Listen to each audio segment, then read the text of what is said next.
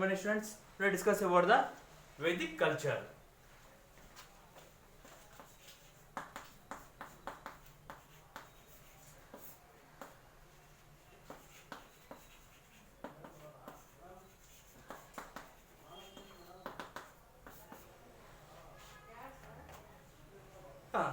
Vedic culture is completely formed by Aryans. Hence, their culture called as a Aryan culture. And who are the Aryans? ಇದನ್ನು ನಾವು ವೈದಿಕ ಸಂಸ್ಕೃತಿಯ ಬಗ್ಗೆ ತಿಳಿದುಕೊಳ್ಳೋಣ.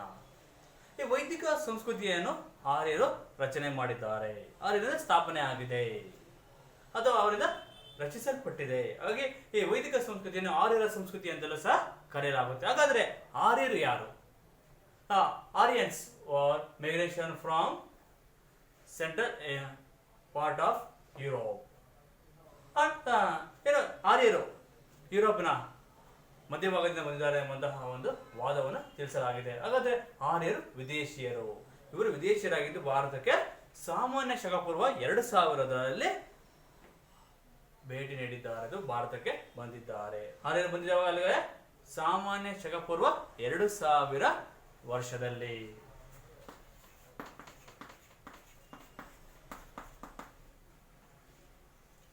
Aryans were came from the foreign countries. The historians give a different opinion regarding the original homeland of Aryans.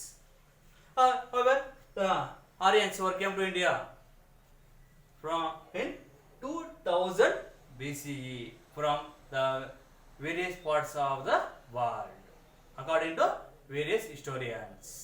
Okay, and the Aryans came to India in 2000 BCE. And the original place of Aryans. There is no universal accepted theory regarding the original place of Aryans. The historians give the different opinions about the original homeland of Aryans.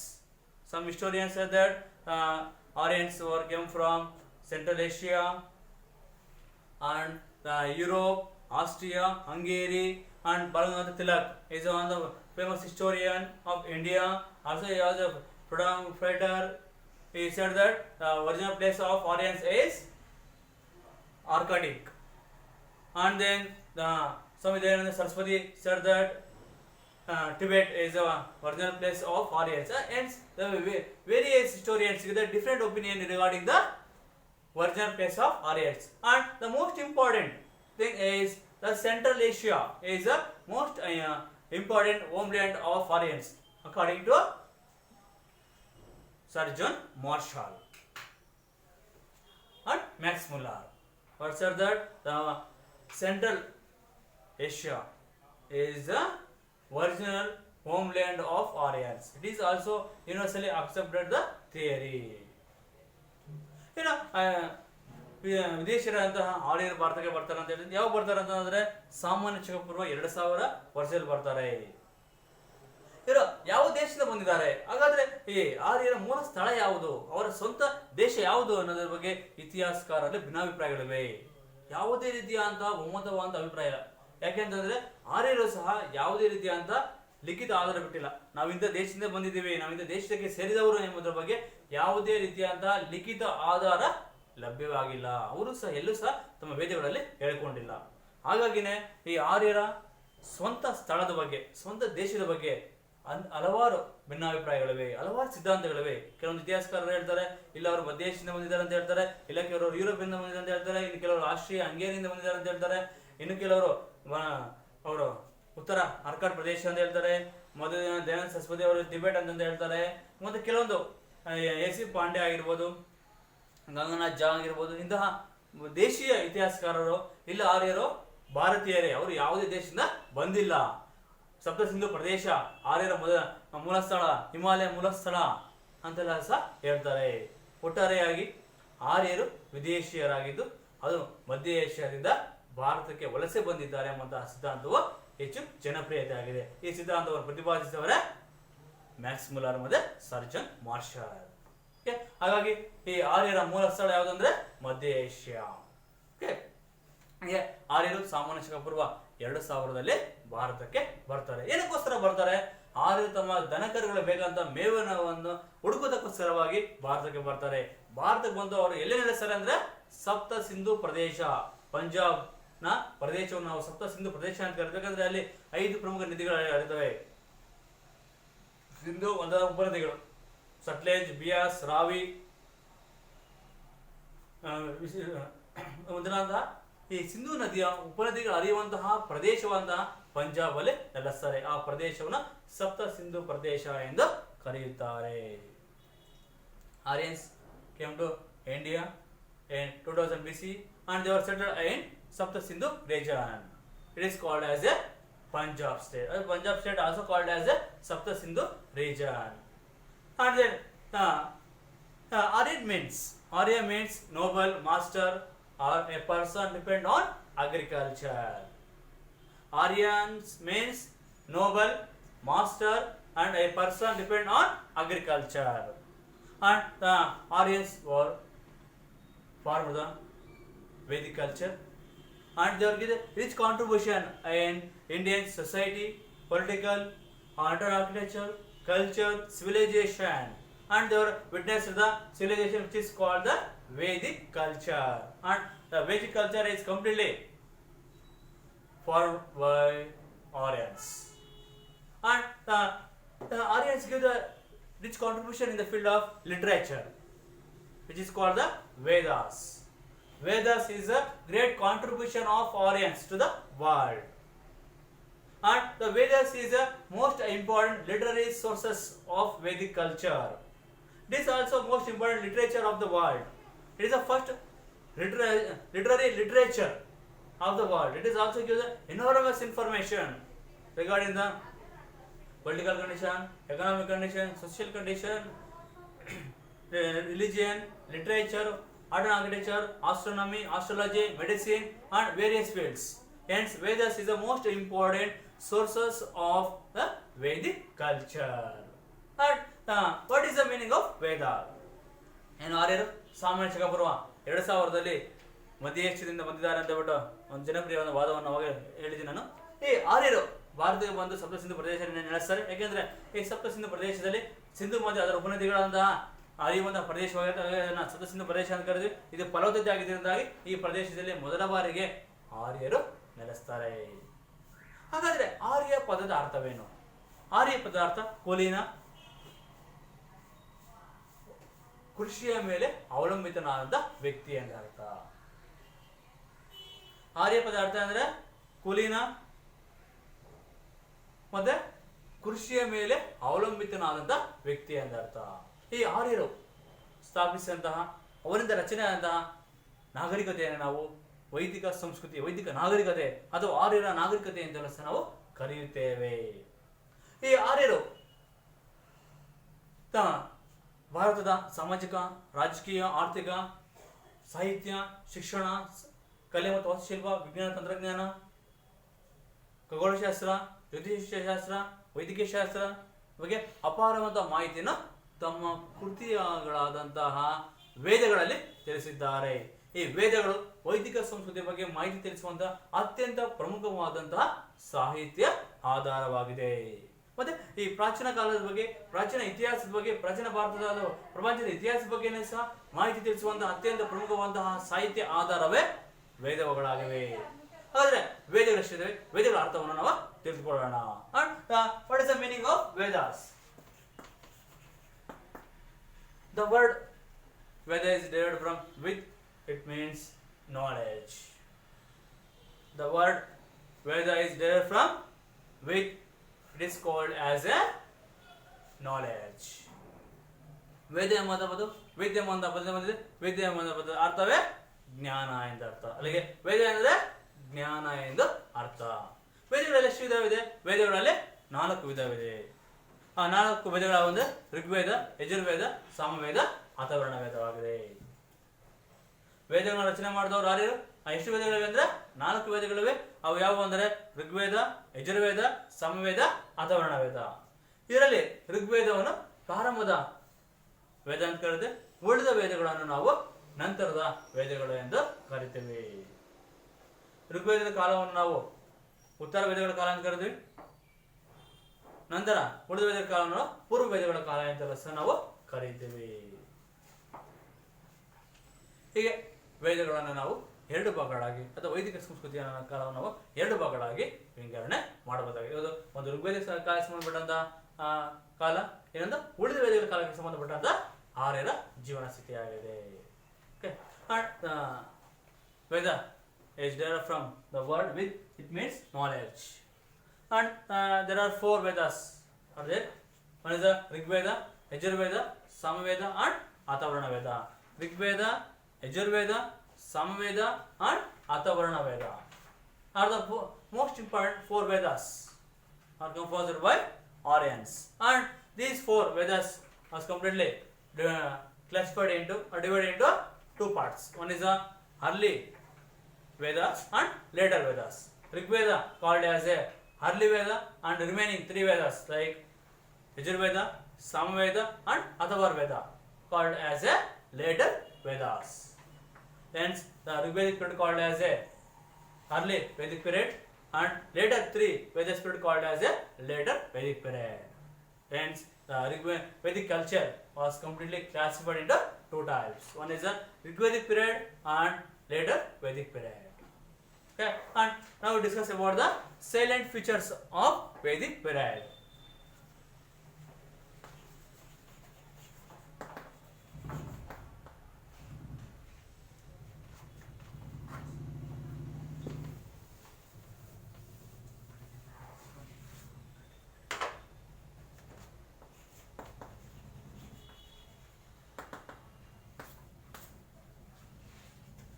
Salient features of Vedic culture. First one is political condition.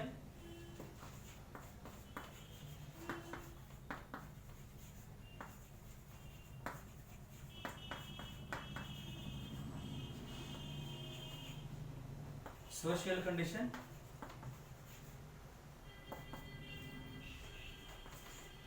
Economic condition.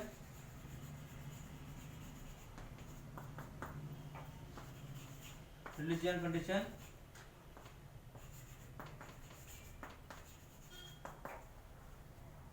And education and learning.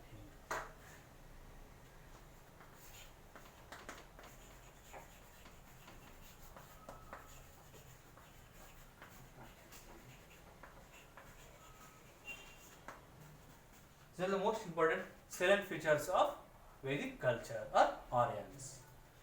ಈ ವೈದಿಕ ಸಂಸ್ಕೃತಿಯ ವಿಶಿಷ್ಟವಾದ ಲಕ್ಷಣಗಳು ಅಥವಾ ಆರ್ಯರ ಸಂಸ್ಕೃತಿಯ ನಾಗರಿಕತೆಯ ವಿಶಿಷ್ಟವಾದಂತಹ ಲಕ್ಷಣಗಳು ಯಾವುವು ಅಂತಂದ್ರೆ, ಒಂದು ರಾಜಕೀಯ ಸ್ಥಿತಿ, ಸಾಮಾಜಿಕ ಸ್ಥಿತಿ, ಆರ್ಥಿಕ ಸ್ಥಿತಿ, ಧಾರ್ಮಿಕ ಸ್ಥಿತಿ, ಮತ್ತೆ ಶಿಕ್ಷಣ ಮತ್ತೆ ಕಲಿಕೆ, ಶಿಕ್ಷಣ ಮತ್ತು ಸಾಹಿತ್ಯ.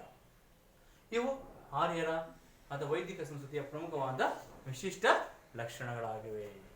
Okay, now we discuss about the first 2 important salient features of Vedic culture.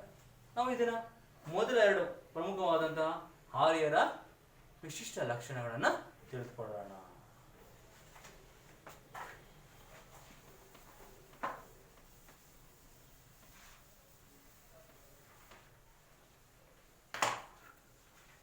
Aryans came from a foreign country.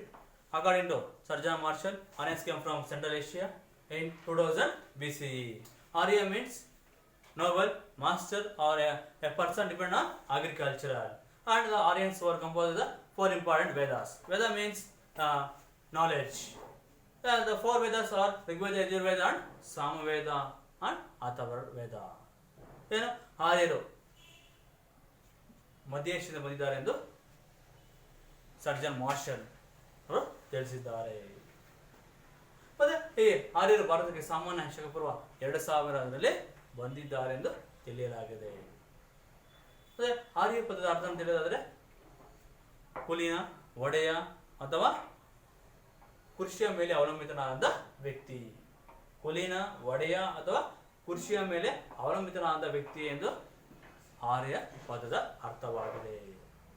ಮತ್ತೆ ಈ ಆರ್ಯರು ವೇದ ರಚನೆ ಮಾಡ್ತಾರೆ. ವೇದ ಎಂಬ ಪದ ಅರ್ಥ ನೋಡಿದ್ರೆ ಜ್ಞಾನ ಅಂತ ಅರ್ಥ. ವೇದಗಳಲ್ಲಿ ಎಷ್ಟಿದೆ? ಇದೆ 4 ವೇದ ಇದೆ. ಅವು ಯಾವ ಅಂದ್ರೆ ಋಗ್ವೇದ, ಯಜುರ್ವೇದ, ಸಮವೇದ ಮತ್ತೆ ಅಥರ್ವಣ ವೇದ. ಇದು ಆರ್ಯರ ಬಗ್ಗೆ, ಆರ್ಯ ಸಂಸ್ಕೃತಿಯ ಬಗ್ಗೆ, ವೇದಗಳ ಬಗ್ಗೆ ಇರುವಂತಹ ಸಂಕ್ಷಿಪ್ತ ಮಾಹಿತಿ. ಈಗ ನಾವು ಈ ವೈದಿಕ ಸಂಸ್ಕೃತಿಯ ವಿಶಿಷ್ಟ ಲಕ್ಷಣಗಳನ್ನು ತಿಳ್ಕೊಳ್ಳೋಣ. ಮುಂದನೇದಾಗಿ ರಾಜಕೀಯ ಸ್ಥಿತಿ. Aryans were came from various places or various countries of the world. Especially, the most of the historians believe that the Aryans came from Central Asia, and they came from India as a tribes. And the Aryans were settled in India as a tribes. These tribes called as a Janas, and head of the tribes called as a Rajan. The Aryans were first settled in India as a tribes. These tribes called as a Janas, and head of the tribes called as a Rajan, a kingship. ಏನು ಆರ್ಯರು ವಿದೇಶದಿಂದ ಬಂದಿದ್ದಾರೆ ಅಂತ ಇತಿಹಾಸಕಾರ ಹೇಳ್ತಾರೆ. ಆದ್ರೆ ಬಹುತೇಕ ಇತಿಹಾಸಕಾರರು ಅಭಿಪ್ರಾಯದ ಪ್ರಕಾರ ಆರ್ಯರು ಮಧ್ಯ ಏಷ್ಯಾದಿಂದ ಬಂದಿದ್ದಾರೆ. ಈ ಆರ್ಯರು ಬುಡಕಟ್ಟುಗಳಲ್ಲಿ ಭಾರತಕ್ಕೆ ಬಂದು ಬುಡಕಟ್ಟುಗಳಲ್ಲಿ ಭಾರತದಲ್ಲಿ ನೆಲೆಸಿದ್ದಾರೆ, ಇದು ವಾಸವನ್ನು ಮಾಡ್ತಾ ಇದ್ರು. ಈ ಬುಡಕಟ್ಟುಗಳನ್ನು ಏನು ಕರಿತಾ ಇದ್ರು? ಜನ ಎಂದು ಕರೀತಾ ಇದ್ರು. ಈ ಬುಡಕಟ್ಟಿನ ಮುಖ್ಯಸ್ಥ ಅಂದ್ರೆ ಬುಡಕಟ್ಟು ನೋಡ್ಕೊಳ್ಳುವಂತ ಒಬ್ಬ ವ್ಯಕ್ತಿ ಇದ್ದ, ಆ ವ್ಯಕ್ತಿಯನ್ನು ರಾಜನ್ ಎಂದು ಕರೆಯಲಾಗ್ತಾ ಇತ್ತು. ರಾಜನಿಗೆ ಆಡಳಿತ ನಡೆಸೋಸ್ಕರವಾಗಿ ಸೇನಾನಿ, ಪುರೋಹಿತ, ವಿಸ್ಪತಿ ಎಂಬಂತಹ ಗ್ರಾಮಿಣಿ ಎಂಬಂತಹ ಅಧಿಕಾರಿಗಳು ಸಹಾಯವನ್ನು ಮಾಡ್ತಾ ಇದ್ರು. ಇನ್ನು ರಾಜನಿಗೆ ಆಡಳಿತದಲ್ಲಿ ಸಹಾಯ ಮಾಡೋಕ್ಕೋಸ್ಕರವಾಗಿ ಸೇನಾಪತಿ, ಪುರೋಹಿತ, ವಿಸ್ಪತಿ ಮತ್ತೆ ಗ್ರಾಮಿಣಿ ಎಂಬಂತಹ 4 ಪ್ರಮುಖ ವ್ಯಕ್ತಿಗಳು ಸಹಾಯವನ್ನು ಮಾಡ್ತಾ ಇದ್ರು. ಮತ್ತೆ ಗ್ರಾಮವು ಅತ್ಯಂತ ಚಿಕ್ಕ ಘಟಕವಾಗಿ ಗ್ರಾಮಿಣಿಯು ಅದರ ಮುಖ್ಯಸ್ಥನಾಗಿದ್ದನು. ಮತ್ತೆ ರಾಜನಿಗೆ ಆಡಳಿತದಲ್ಲಿ ಸಹಾಯವನ್ನು ಮಾಡುವಂತಹ ಉದ್ದೇಶಕ್ಕೋಸ್ಕರವಾಗಿ 2 ಪ್ರಮುಖ ರಾಜಕೀಯ ಸಂಸ್ಥೆಗಳು ಅವು ಸಭಾ ಮತ್ತೆ ಸಮಿತಿ.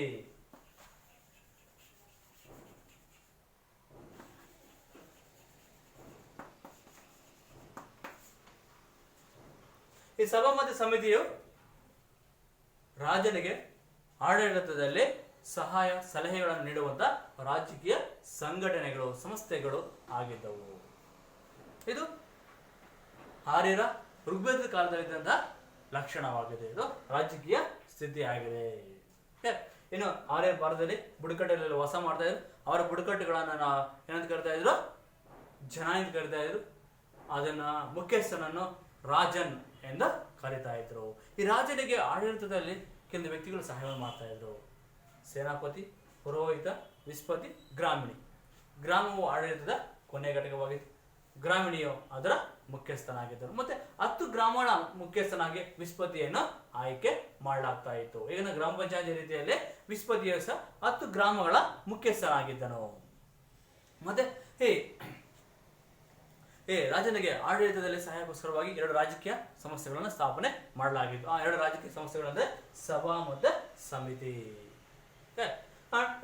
Aryans were settled in tribes. These tribes called as Janas, and Rajan is the head of the tribes. And Raja is completely associated by the most important persons: Senapati, Purohita, Vispati, and Gramini. Senapati, Purohita, Vispati, and Gramini were the most important persons to associate the king in the administration. And Grama or village is a last or a small administrative unit of Vedic culture. And Gramini is the head of the villages. And Vispati is the head of the 10 villages. Vispati is the head of the 10 villages, and he is called as a Vispati. And the king is completely associated by the 2 important political institutions during the Vedic period or Rigvedic period. They are Sabha and Samiti. And Sabha and Samiti are the 2 important political institutions to associated by the king during the Vedic culture. Okay, Sabha and Samiti are 2 important political institutions to associated the king in the administration, or king appoint the 2 important political institutions to carry the political issues. They are Sabha and Samiti. Okay, it is information regarding the Vedic culture during the period of Rigveda. Okay, and the Vedic period, the Vedic culture was completely classified into two types. One is the Rigvedic period, and another one is later Vedic period. Okay, and now we discuss about the political condition during the later Vedic period. The tribes became most powerful, and it became turned as a kingdom. Kingdom turned as a provinces, and provinces again subdivided into sub provinces. And the most important provinces are Kashi, Videha, Vidarbha. Kashi, Videha, Vidarbha are the most important provinces of later Vedic period. And the kingship was also hereditary. Kingship became hereditary, and it also classified into grades like Raja, Maharaja, Rajadiraja, Ekrat, Virat, Samrat, and Surat. The kingship also classified into many grades like Raja, Maharaja, Rajadiraja, Ekrat, Virat, and the king also associated some important persons like Senapati, Gramini, Purohita, and Sabha and Samiti also existed in later Vedic period. ಉಳಿದ ವೇದಗಳ ಕಾಲದಲ್ಲಿ ನಾವು ರಾಜಕೀಯ ಸ್ಥಿತಿ ತಿಳಿದಾದರೆ ಈ ಬುಡಕಟ್ಟುಗಳು ಕಾಲಾನಂತರದಲ್ಲಿ ಹೆಚ್ಚು ಬಲಿಷ್ಠತೆ ಆಗುತ್ತೆ. ಹೀಗಾಗಿ ರಾಜ್ಯತ್ವ ಅಸ್ತಿತ್ವಕ್ಕೆ ಬರುತ್ತೆ. ರಾಜ್ಯತ್ವದಿಂದಾಗಿ ಸಾಮ್ರಾಜ್ಯಗಳು ಅಸ್ತಿತ್ವಕ್ಕೆ ಬರುತ್ತೆ. ಈ ಉಳಿದ ವೇದಗಳ ಕಾಲದಲ್ಲಿ ಪ್ರಮುಖವಾದಂತಹ ಸಾಮ್ರಾಜ್ಯಗಳು ಅಂದರೆ ಕಾಶಿ, ವಿದೇಹ, ವಿದರ್ಭ. ಕಾಶಿ, ವಿದೇಹ, ವಿದರ್ಭ ಇವು ಉಳಿದ ವೇದಗಳ ಕಾಲದಲ್ಲಿ, ಉತ್ತರ ವೇದಗಳ ಕಾಲದಲ್ಲಿ, ನಂತರದ ವೇದಗಳ ಕಾಲದಲ್ಲಿ ಇದ್ದಂತಹ ಪ್ರಮುಖವಾದಂತಹ ಸಾಮ್ರಾಜ್ಯಗಳಾಗಿವೆ. ಮತ್ತೆ ರಾಜತ್ವ ಸಹ ಆನುವಂಶಿಕತೆ ಆಗುತ್ತೆ. ರಾಜತ್ವ ಸಹ ಆನುವಂಶಿಕ ಆಗುತ್ತೆ. ರಾಜತ್ವದಲ್ಲಿ ಸಹ ಅನೇಕ ಶ್ರೇಣಿ ವ್ಯವಸ್ಥೆ ಅಸ್ತಿತ್ವಕ್ಕೆ ಬರುತ್ತೆ. ರಾಜನು ಸಹ ಹಲವಾರು ಶ್ರೇಣಿಗಳನ್ನು ಬಿರುದುಗಳನ್ನು ಹೊಂತಾನೆ. ಅಂತಹ ಶ್ರೇಣಿಗಳು ಯಾವ ಅಂತಂದರೆ ರಾಜ, ಮಹಾರಾಜ, ಏಕರಾಟ್, ವಿರಾಟ್, ಸುವಾರ್. ರಾಜ, ಮಹಾರಾಜ, ರಾಜ, ಏಕರಾಟ್, ಸಾಮ್ರಾಟ್ ಇವು ರಾಜನ ಪ್ರಮುಖವಾದಂತಹ ಶ್ರೇಣಿಗಳಾಗಿವೆ, ಅಧಿಕಾರಗಳಾಗಿವೆ. ಮತ್ತೆ ಈ ಉಳಿದ ವೇದಗಳ ಕಾಲದಲ್ಲಿ ಸಹ ರಾಜನಿಗೆ ಸಭಾಮತಿ ಸಮಿತಿ ನೀಡಿದಾಯಿತು. ರಾಜನಿಗೆ ಪುರೋಹಿತ, ಸೇನಾಪತಿ, ವಿಸ್ಪತಿ, ಗ್ರಾಮಿಣಿ ಇವುಗಳು ಸಹ ಅಸ್ತಿತ್ವದಲ್ಲಿದ್ದವು. ಇಡೀ ಸಾಮ್ರಾಜ್ಯವನ್ನು ರಾಜ ನೋಡ್ಕೊಳ್ತಾ ಇದ್ದ. ಸಾಮ್ರಾಜ್ಯವನ್ನು ವಿಸ್ಪತಿಗಳನ್ನು ಜನಗಳನ್ನು ಗ್ರಾಮಗಳಾಗಿ ವಿಂಗಡಣೆ ಮಾಡಲಾಗ್ತಾ ಇತ್ತು. ಗ್ರಾಮ, ವಿಸ್ಪತಿ, ಜನ, ರಾಷ್ಟ್ರ ಅದು ರಾಜನ್ ಇವು ಶ್ರೇಣಿ ರಾಜಕೀಯ ವ್ಯವಸ್ಥೆ ಆಗಿತ್ತು. ಮತ್ತೆ ಈ ಯುದ್ಧದ ಸೈನ್ಯದಲ್ಲಿ ಸಹ ಹಲವಾರು ಬದಲಾವಣೆಗಳಾಗುತ್ತೆ. ಸೈನ್ಯವು ಸಹ ಹೊಂದಿದ್ರು. ಆರ್ಯರು ಅಚ್ಚುದಳ, ಗಜದಳ, ಕಾಲ್ದಳ ಮತ್ತೆ ನೌಕಾದಳವನ್ನು ಸಹ ಅವರು ಹೊಂದಿದ್ದರು. ಇವರು ಯುದ್ಧದಲ್ಲಿ ಜಯಗಳಿಸೋಸ್ಕರವಾಗಿ ಎಂತಹ ಕಠಿಣ ನಿರ್ಧಾರಕ್ಕೂ ಸಹ ಮುಂದಾಗಿದ್ರು. ಇವರ ಅತ್ಯಂತ ಪ್ರಮುಖವಾದ ಆಯುಧಗಳನ್ನು ಬಳಸ್ತಾ ಇದ್ರು. ಬಿಲ್ಲು, ಬಾಣ, ಈಟಿ, ಬರ್ಜಿ, ಗುರಾಣಿ, ಶರಸ್ತ್ರಾಣ ಮೊದಲಾದಂತಹ ಆಯುಧಗಳನ್ನು ಅವರು ಬಳಸ್ತಾ ಇದ್ರು. ಕಬ್ಬಿಣದಿಂದ ಮಾಡಿದಂತಹ ಆಯುಧಗಳನ್ನು ಮೊದಲ ಬಾರಿಗೆ ಆರ್ಯರ ಭಾರತದಲ್ಲೇ ಬಳಕೆಗೆ ತರ್ತಾರೆ. ಹೀಗಾಗಿ ಅವರು ಭಾರತಕ್ಕೆ ಬಂದು ಭಾರತೀಯ ಸ್ಥಳೀಯರನ್ನು ಸೋಲಿಸಿ ಭಾರತದಲ್ಲಿ ತಮ್ಮ ಸಂಸ್ಕೃತಿ ಅಥವಾ ನಾಗರಿಕತೆಯನ್ನು ಸ್ಥಾಪನೆ ಮಾಡೋದಕ್ಕೆ ಸಾಧ್ಯ ಆಗುತ್ತೆ. ಯುದ್ಧದಲ್ಲಿ ಜಯಗಳಿಸುವುದು ಆರ್ಯರ ಅತ್ಯಂತ ಪ್ರಮುಖವಾದಂತಹ ಸಾಧನೆ ಮತ್ತು ಉದ್ದೇಶ ಆಗಿರುತ್ತೆ. ಇದು ಆರ್ಯರ ರಾಜಕೀಯ ಸ್ಥಿತಿಯಾಗಿದೆ. ಓಕೆ, ಏನು Aryans were classified the well systematic or trained army. The army was consisting the cavalry, infantry, elephant force and navy force also. And they were used the most important weapons like axe, bow, helmet and others. And victory is the most important aim of Aryans in the wars. Hence they were ready to sacrifice their lives for the victor of the wars. And hence Aryans were organized a well systematic army. Their army consisting the cavalry, infantry, elephant force, and naval force. And they were also used the weapons, and the weapons was completely made by iron. So the Aryans were came to India and they were defeated the native Indians, and they were established their Vedic culture in India. So the political condition of Aryans, the most important salient feature of Vedic culture. Okay, the Aryans were first settled in tribes. These tribes called as the Janas, and Rajan is head of the tribes, and the king is the head of the Rajan, and he is completely associated by Senani, Purohita, Gramini, and Vispati. And then the Sabha and Samiti are the two important political institutions to associate the king during the Vedic period.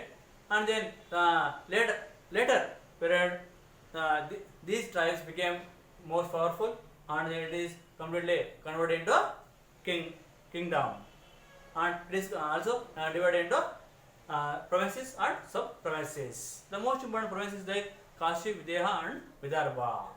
And then the kingship also became graded. It is also became hereditary, and king had some important grades or titles like Raja, Maharaja, Ekrat, Virat, Samrat. And then the kings were organized with a well systematic army. This army was completely classified into cavalry, infantry, elephant force, and naval force. And axes, bow, helmets are the most important weapons used by Aryans during the wars. And victor in the war is the most important aim of them, and they were so achieved they were sacrificed their lives. Okay. And next, the social condition of Aryans. And ನಂತರ ಆರ್ಯರ ಸಾಮಾಜಿಕ ಸ್ಥಿತಿ. ಆರ್ಯರ ಸಾಮಾಜಿಕ ಸ್ಥಿತಿ ಏನು? ಆರ್ಯರು ವಿದೇಶಿಯರಾಗಿದ್ದು ಸವರ್ಣ ಪೂರ್ವ 2000 ಭಾರತಕ್ಕೆ ಬರ್ತಾರೆ. ಇವರು ತಮ್ಮದೇ ಆದ ಸಂಸ್ಕೃತಿ ನಾಗರಿಕತೆಯನ್ನು ಭಾರತದಲ್ಲೇ ಸ್ಥಾಪನೆ ಮಾಡ್ತಾರೆ. ಆ ನಾಗರಿಕತೆ ಸಂಸ್ಕೃತಿಯ ವೈದಿಕ ಸಂಸ್ಕೃತಿ. ಇವರು ಸಮಾಜ ನೋಡೋದಾದ್ರೆ ಏನು ಅವಿಭಕ್ತ ಕುಟುಂಬ ಪದ್ಧತಿ ಆರ್ಯ ನಾಗರಿಕತೆಯಲ್ಲಿ ಅಸ್ತಿತ್ವದಲ್ಲಿತ್ತು. ಅವಿಭಕ್ತ ಕುಟುಂಬ ಪದ್ಧತಿ ಆರ್ಯರಲ್ಲಿ ಅಸ್ತಿತ್ವದಲ್ಲಿತ್ತು. ಪಿತೃಪ್ರಧಾನವಾದ ಒಂದು ಸಾಮಾಜಿಕ ವ್ಯವಸ್ಥೆಯನ್ನು ಅಳವಡಿಸಿಕೊಂಡಿದ್ರು. ಏನು ಸಿಂಧು ನಾಗರಿಕತೆ ಜನರು ಮಾತೃಪ್ರಧಾನವಾದ ಸಮಾಜವಾಗಿತ್ತು, ಆದರೆ ಆರ್ಯರು ಒಂದು ಪಿತೃಪ್ರಧಾನವಾದ ಸಮಾಜವಾಗಿದೆ. ಅಂದರೆ ಕುಟುಂಬದ ಹಿರಿಯ ಪುರುಷ ಸದಸ್ಯನು ಕುಟುಂಬದ ಮುಖ್ಯಸ್ಥನಾಗಿದ್ದನು. ಯಾರ ಕಾಲದಲ್ಲಿ? ವೇದಗಳ ಕಾಲದಲ್ಲಿ. ಆದರೆ ಸಿಂಧು ನಾಗರಿಕತೆ ಕಾಲದಲ್ಲಿ ತಾಯಿಯು, ಸ್ತ್ರೀಯು ಕುಟುಂಬದ ಮುಖ್ಯಸ್ಥರಾಗಿದ್ದಳು. ಹಾಗಾಗಿ ಜನರ ಸಮಾಜ ಬಂದು ಮಾತೃಪ್ರಧಾನವಾದ ಸಮಾಜ, ಆರ್ಯರು ಬಂದು ಪಿತೃಪ್ರಧಾನವಾದ ಸಮಾಜವಾಗಿದೆ. ಈಗ ಈ ಮಾತೃಪ್ರಧಾನವಾದ ಸಮಾಜ ಆಗಿದ್ರೂ ಸಹ ಮಹಿಳೆಯರಿಗೆ ಉತ್ತಮವಾದ ಸ್ಥಾನಮಾನ ಕಲ್ಪಿಸಲಾಗಿತ್ತು. ಮಹಿಳೆಯರಿಗೂ ಸಹ ಆಸ್ತಿಯಲ್ಲಿ ಸಮಾನವಾದ ಆ ಪಾಲನೆ ನೀಡಲಾಗ್ತಾ ಇತ್ತು. ಕೆಲವು ಮಹಿಳೆಯರು ಉನ್ನತವಾದ ವಿದ್ಯಾಭ್ಯಾಸವನ್ನು ಸಹ ಪಡೆದಿದ್ದಾರೆ. ಮಹಿಳೆಯರು ಸಹ ಸಾಮಾಜಿಕ, ರಾಜಕೀಯ, ಧಾರ್ಮಿಕ ಚಟುವಟಿಕೆಗಳಲ್ಲಿ ಭಾಗವಹಿಸುವುದಕ್ಕೆ ಅವಕಾಶವನ್ನು ಕಲ್ಪಿಸಲಾಗಿತ್ತು. ಹಾಗೆ ವೇದಗಳ ಕಾಲದಲ್ಲಿ ಸ್ತ್ರೀಯರಿಗೆ ಉನ್ನತವಾದ ಸ್ಥಾನಮಾನವನ್ನು ನೀಡಲಾಗಿತ್ತು. ಇಲ್ಲ, ಈ ವೇದಗಳ ಕಾಲದಲ್ಲಿ ಕೆಲವೊಂದು ಮಹಿಳೆಯರು ಉನ್ನತವಾದ ವಿದ್ಯಾಭ್ಯಾಸ ಪಡೆದರು. ವಿಶ್ವವರ, ಘೋಷ, ಅಪಾಲ, ಲೋಪಮುದ್ರ ಇವರು ಋಗ್ವೇದದ ಕಾಲದಲ್ಲಿ ಉನ್ನತ ಶಿಕ್ಷಣವನ್ನು ಪಡೆದಂತಹ ಮಹಿಳೆಯರಾಗಿದ್ದಾರೆ. ಏನು ಋಗ್ವೇದ ಕಾಲದಲ್ಲಿ ಕೆಲವೊಂದು ಮಹಿಳೆಯರು ಉನ್ನತ ಶಿಕ್ಷಣ ಪಡೆದಿದ್ರು. ಅಂತಹ ಮಹಿಳೆಯರು ಅಂದರೆ ವಿಶ್ವವರ, ಅಪಾಲ, ಘೋಷ, ವಿಶ್ವವರ ಇವರು. ಮತ್ತೆ ಜಾತಿ ವ್ಯವಸ್ಥೆಯು ಸಹ ಅಸ್ತಿತ್ವದಲ್ಲಿತ್ತು. ಚಾತುರ್ವರ್ಣ ವ್ಯವಸ್ಥೆ ಅಸ್ತಿತ್ವದಲ್ಲಿ. ಚಾತುರ್ವರ್ಣ ವ್ಯವಸ್ಥೆಯಲ್ಲಿ ಯಾವ ಬರ್ತಾ ಇದ್ದು? ಬ್ರಹ್ಮಚರ್ಯ, ಬ್ರಾಹ್ಮಣ, ಕ್ಷತ್ರಿಯ, ವೈಶ್ಯ, ಶೂದ್ರ.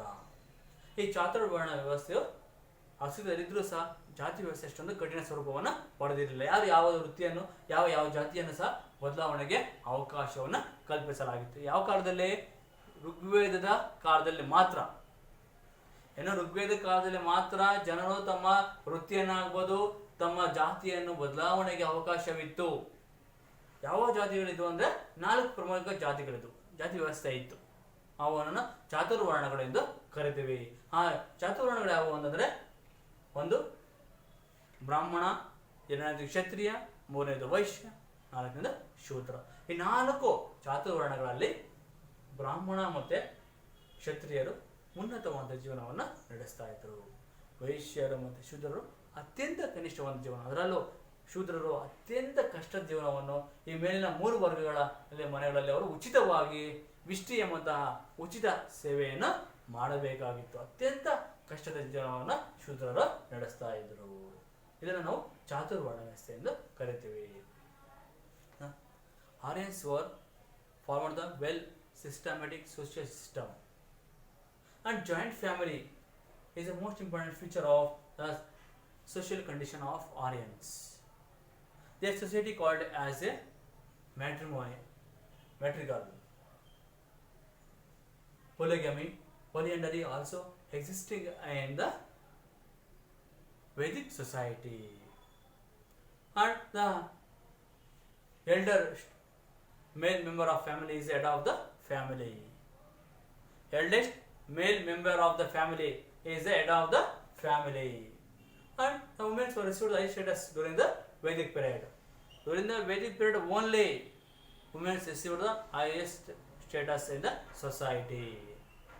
Women's also participation in the ceremonies in political, religion, social and other fields. And women also received equal status in rights of land, property, and also received the higher education. Some important learned women were settled in the period of Rigvedic period. And during the Rigvedic period, some important women were received the higher education. They were Vishwara, Lavamudra, Gosha, Apala, Samudra, and others. They received the higher education. And the caste system also existing in Rigvedic period, but it did not rigid. It is completely complex. Simplicity, and persons were changed their caste. It is also available. And Chaturvarnas are existing in Rigvedic period. The Chaturvarnas are Brahmana, Kshatriya, Vaishya, and Shudras. The Chaturvarnas is the most important social system of Vedic period. The Chaturvarnas are Brahmana, Kshatriya, Vaishya, and Shudras. The Brahmana and Kshatriyas were received the Ashitas. They lived a luxurious life, but Vaishyas and Shudras were lived very hard life. Okay. And during the later Vedic period, the caste system became rigid. The exchange of the caste is completely abolished. The Chaturvarnas became rigid. The Brahmana, Kshatriya, and Shudras.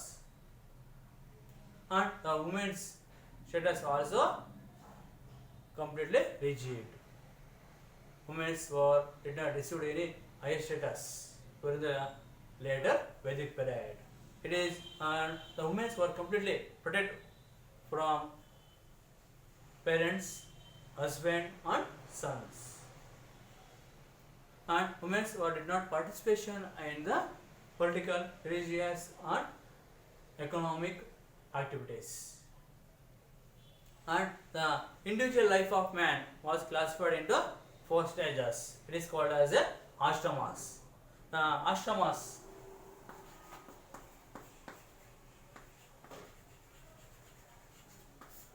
The individual life was classified into 4 parts. They are called as a ashramas. Ashramas are